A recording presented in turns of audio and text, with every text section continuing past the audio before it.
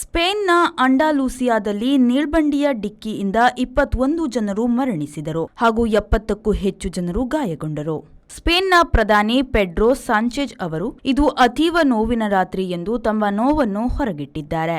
ಮಲಾಗಾದಿಂದ ಮ್ಯಾಡ್ರಿಡ್ಗೆ ಹೋಗುತ್ತಿದ್ದ ಹೈಸ್ಪೀಡ್ ರೈಲು ಮತ್ತು ಅಂಡಾಲೂಸಿಯಾದ ಅಡಮುಚ್ ಬಳಿ ಹಳಿ ತಪ್ಪಿದ ರೈಲು ಇನ್ನೊಂದು ಹಳಿಗೆ ನುಗ್ಗಿ ಆ ಹಳಿಯಲ್ಲಿ ಬರುತ್ತಿದ್ದ ರೈಲಿಗೆ ಮುಖಾಮುಖಿಯಾಗಿ ಡಿಕ್ಕಿ ಹೊಡೆಯಿತು. ಸ್ಪೇನ್ನ ಎಡಿಫ್ ರೈಲು ಜಾಲ ಸಂಸ್ಥೆ ಎಕ್ಸ್ಪೋಸ್ಟ್ ಮೂಲಕ ಡಿಕ್ಕಿಯ ಕಾರಣ ಹೊರಗಿಟ್ಟಿದೆ. ಪೊಲೀಸರು ಮತ್ತು ರಕ್ಷಣಾ ಕಾರ್ಯಕರ್ತರು ನಜ್ಜುಗುಜ್ಜಾದ ಬೋಗಿಗಳಿಂದ 21 ಶವಗಳನ್ನು ಹೊರಗೆ ತೆಗೆದಿದ್ದಾರೆ. ಪೊಲೀಸರು ಆ ಸಾವು ಸಂಖ್ಯೆಯನ್ನು ತಿಳಿಸಿದ್ದಾರೆ. 73 ಜನ ಗಾಯಾಳುಗಳನ್ನು ಆಸ್ಪತ್ರೆಗೆ ಸೇರಿಸಲಾಗಿದೆ ಎಂದು ಅಂಡಾಲೂಸಿಯಾದ ತುರ್ತು ಸೇವೆಗಳ ಮುಖ್ಯಸ್ಥ ಅಂಟೋನಿಯಾ ಸಾಂಚ್ ಮಾಧ್ಯಮಗೋಷ್ಠಿ ನಡೆಸಿ ಮಾಹಿತಿ ನೀಡಿದ್ದಾರೆ. ಸಣ್ಣ ಪುಟ್ಟ ಗಾಯವಾದ ಕೆಲವರು ತಮ್ಮ ದಾರಿ ತಾವೇ ನೋಡಿಕೊಂಡಿದ್ದಾರೆ ಎಂದು ಅವರು ತಿಳಿಸಿದ್ದಾರೆ.